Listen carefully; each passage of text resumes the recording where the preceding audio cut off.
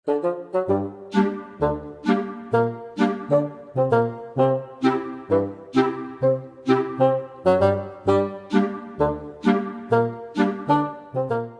พอเจ้าสิไปใส่หอบเอกสารไปหลายแท้โอ้ยเพราะว่าสิไปเสียภาษีที่ดินแต่บ่จื้อว่าสิเอาหยังไปได้ก็เลยหอบไปหมดนี่ซะจึงบ่เสียเวลากลับมาเอา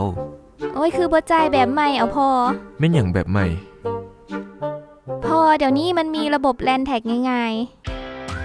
เพียงแต่เข้าไปที่แอป BCEL1 แล้วกดไปที่ไอคอนภาษีที่ดินป้อนเลขที่ตาดินและเลขที่ตอนดินระบบจะแสดงรายละเอียดของตอนดินพร้อมทั้งแสดงจำนวนเงินที่ต้องชำระกดสอบรายละเอียดและยืนยันการชำระแล้วระบบจะแสดงบาร์โค้ดเพื่อนำไปพิมพ์ใบบินรับเงิน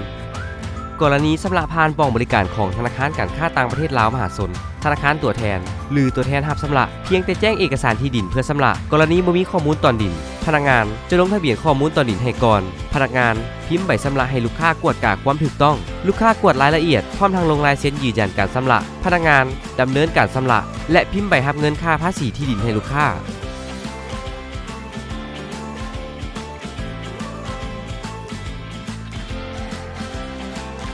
ขั้นต่อไปพ่อขอให้ลูกเป็นคนจ่ายค่าภาษีที่ดินรูปแบบใหม่ผ่านระบบแลนด์แท็กเลยๆได้ตัวพอง่ายๆหนึ่ง